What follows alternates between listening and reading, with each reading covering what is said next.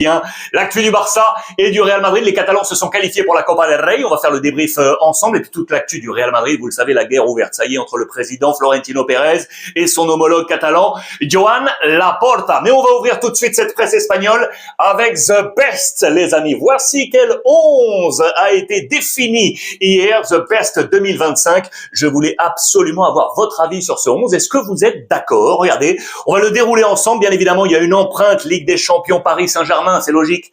Avec Donnarumma dans les buts, Nuno Mendes, Pacho, Hakimi, Van Dijk accompagnent tous les Parisiens. Le défenseur central de Liverpool. On retrouve Vitinha ici avec Pedri du Barça, Bellingham du Real Madrid ou encore Cole Palmer de Chelsea. Et puis devant Lamine Yamal qui est sur le podium. Vous allez le voir avec monsieur Ousmane Dembélé. C'est lui, les amis, qui remporte ce The Best 2025 après son ballon d'or. Eh bien, il est là, le Français, pour prendre ce trophée. Il domine Lamine Yamal qui est à la deuxième position. Kylian Mbappé est sur ce podium. C'est Achraf Hakimi qui est à la quatrième place. Je voulais vous montrer également le meilleur gardien de l'année. C'est Gianluigi Donnarumma devant Thibaut Courtois et Alisson Becker. Meilleur entraîneur, monsieur Luis Enrique, le Paris Saint-Germain, la Ligue des Champions, devant Hansi Flick, le Barça, et Arne Slot, Liverpool. Qu'en pensez-vous? Est-ce que vous êtes d'accord avec ce trophée The Best? Je vous rappelle qu'également Aitana Bonmati du Barça prend son troisième The Best après son troisième ballon d'or. Eh bien, 3 The Best pour elle.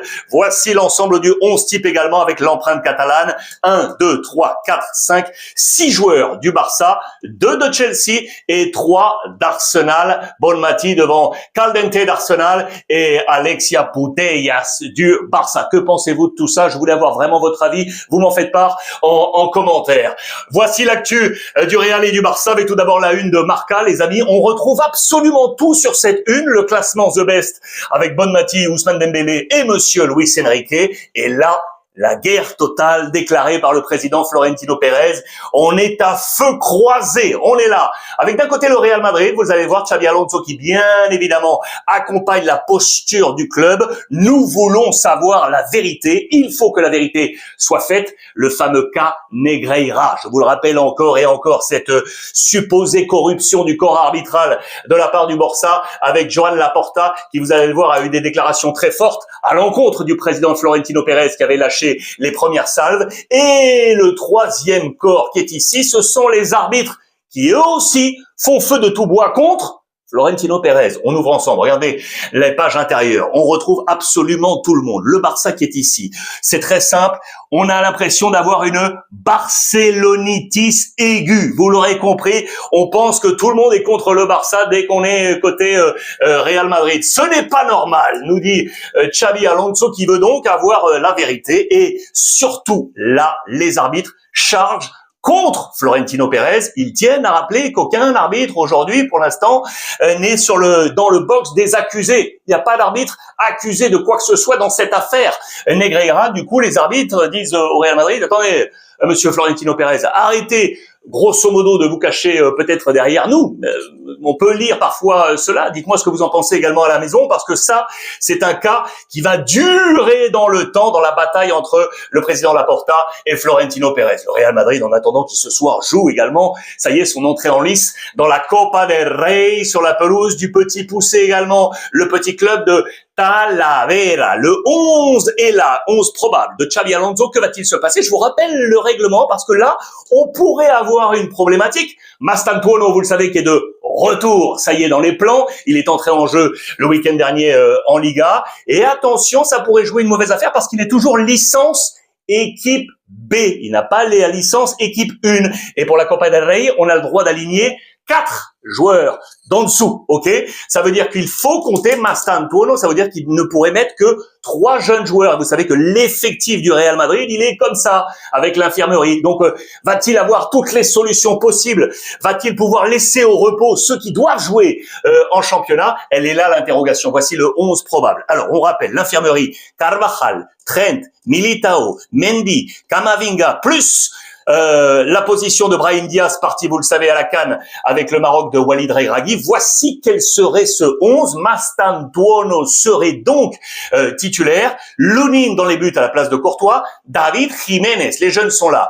Heusen, Carreras serait de nouveau dans une position de défenseur central. Fran Garcia sur le côté gauche, qui est en mode revendication parce qu'il a passé de mauvais jours ces derniers temps. Ceballos, Arda Güler, le jeune Thiago. Gonzalo serait là également. Attention, Gonzalo qui est dans l'objectif notamment du club de Brighton, vraisemblablement pour le mercato hivernal, affaire à suivre. Et Hendrik, les amis, serait là également avant peut-être éventuellement de rejoindre l'Olympique lyonnais. Vous le savez, affaire à suivre sur le dossier Hendrik, la petite formation de Talavera. Mais attention, si ces matchs-là semblaient presque anodins dans la situation actuelle du Real Madrid, mucho peligro. Le danger est là. Xabi Alonso est toujours sur un fil. Ça, vous le savez, ça peut être compliqué. Dans le même temps, eh bien, le Barça, on est sur la série qui continue. Ça n'a pas été simple, hein. Sur un club de 3e division, le club de Guadalajara, victoire 2-0, les amis, hier, pour passer donc en 8e de finale avec notamment un super Christensen. Pourquoi cela n'a pas été simple? Parce qu'il a fallu attendre le dernier quart d'heure avant de voir Christensen, les amis, ouvrir la boîte. Voici quel était le plan de bataille de départ d'Hansi Flick. Très intéressant. Il y a eu plusieurs expérimentations. Le jeune Diofre sur le côté gauche. Casado, les amis, latéral droit. Casado, latéral droit. Il avait déjà joué à ce poste en filiale avec Rafa Marquez, l'ancien du Barça qui a été coach, vous le savez, de l'équipe filiale. Il a joué des fois dans ce poste de latéral droit. Eh bien, Hansi Flick l'a testé avec Eric et Christensen en charnière. Ter Stegen, les amis. Ter Stegen, ça c'est également l'une des informations titulaires. Et donc Hansi Flick a envoyé un message à l'international allemand pour lui dire, écoute, reste peut-être là, ici au Barça, tu auras peut-être le temps de jeu qu'il te faut pour être à la Coupe du Monde. Ça, c'est un dossier à suivre et on va y revenir. Milieu de terrain avec De Jong et Bernal, qui a été mis ici en media punta, medio centro, pardon. Lamine Yamal, media punta. Il avait déjà testé Yamal à ce poste central, ça avait été plutôt bon. Le jeune Rooney, titulaire, ça n'a pas été forcément un très très grand match. Fermin également, expérience sur le côté gauche. Et Rashford, du coup, qui passe ici et qui vient en numéro 9. Et oui, pas de Lewandowski, pas de Ferran laissé au repos. Rashford qui a fait un très bon match et on va y revenir. Voici les changements opérés par Hansi Flick avec les entrées de Koubarsi, intéressant, et on va y revenir. Alejandro Balde, ici, Jules Koundé qui va reprendre sa place. Pedri, essentiel parce que lorsqu'il est entré, ça a tout changé. Et Gérard Martin pour la défense. Vous voyez que les autres sont restés en place. Je vous rappelle les absences d'Araujo, de Dani Olmo et de Gavi, bien évidemment. Voici quelles sont les notes de nos confrères de Sport, le quotidien catalan. Regardez, prenez le temps. Il y a des bonnes notes. Logiquement, le 8 sur 10 pour Christensen, qui est en pleine donc revendication, lui aussi, pour rester éventuellement au Barça. On va y revenir. Regardez Hansi Flick, le non-conformiste, avec tous les essais dans ce 11 de départ, a pris un 7 sur 10. 6 pour Pedri, qui, lorsqu'il est entré, a ramené l'équilibre du jeu au Barça. Il a été décisif leader avec un 6 sur 10. Et regardez l'ensemble de ses notes. Et je vous l'ai dit, des bonnes notes pour Rashford, pour Fermin, pour Eric Garcia et donc pour Ter Stegen, titulaire. Enfin, le grand retour de l'international allemand. Également un 7 sur 10 pour le talent du jeune Bernal. Regardez les notes en comparaison du côté de Marca ici. Marca donne seulement une étoile sur 3 à Hansi Flick. Bon, peut-être que Marca n'a pas aimé cette expérimentation du coach allemand. On a souffert, mais on va au bout du côté du FC Barcelone. Et donc Christensen, notamment, vous voyez, qui, je vous le rappelle, fin de contrat en juin prochain. Qu'est-ce qu'on fait ? Est-ce qu'on le garde? Est-ce qu'on le laisse partir? Est-ce qu'on le vend? Qu'est-ce qu'on fait d'après vous? Il est là, Christensen. J'aimerais bien avoir votre avis sur le sujet. Et donc Ter Stegen, qui ne jette pas l'éponge, il veut être dans les plans du Barça. Lui, qui est toujours le capitaine numéro 1, je vous le rappelle, a été la surprise d'Hansi Flick dans ce 11 de départ. Je vous rappelle au passage, on va rester sur la coupe, mais je vous rappelle que ce week-end, le Barça, très gros match face à Villarreal dimanche à 16h15. Villarreal, 3e du classement avec 2 matchs en moins sur le Barça et sur le Real Madrid. Le Real qui jouera la veille, le samedi à 21h face au FC Séville à domicile à Santiago Bernabéu. Séville qui est à la 9e position. Je vous montre ça avec les 8e de finale, donc les colonnes de Sport pour vous montrer quoi?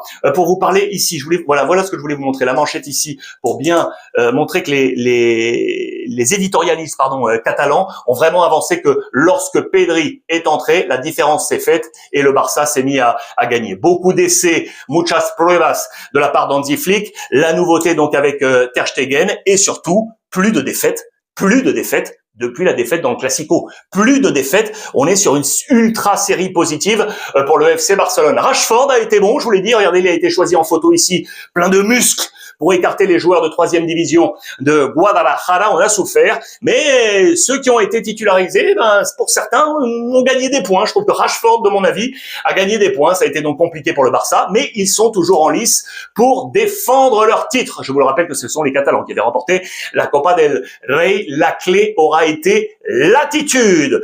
Selon Hansi Flick, tirage au sort, les amis, ce sera le 7 janvier prochain. Le billet est là pour le FC Barcelone pour continuer. Également en marche, je vous montre ça parce que Cubarsí avait été laissé au repos. Il est entré dans ce match. C'était sa 100e déjà, à peine 18 ans. Rendez-vous compte qu'il avait démarré avec le Barça il y a quasiment 2 ans. C'était en janvier 2024. C'était en Copa del Rey. Les coupes servent, vous le savez, à expérimenter les jeunes talents. Cubarsí avait alors débuté. Quasiment 2 ans après, il est déjà à 100 caps avec le FC Barcelone, à peine 18 ans. Regardez dans ce petit vestiaire de Guadalajara, c'est le capitaine Ter Stegen qui est derrière, qui lui a donné ce maillot 100, encadré de tous les joueurs du FC Barcelone. Dernière info du jour, les amis, vous le savez qu'on est en pleine campagne électorale au Barça, avec le président Laporta qui aimerait bien rester. L'un des concurrents, c'est cet homme, les amis, Marc Syria. Et vous savez qu'au milieu de toute campagne électorale du Barça, il y a un nom toujours qui revient,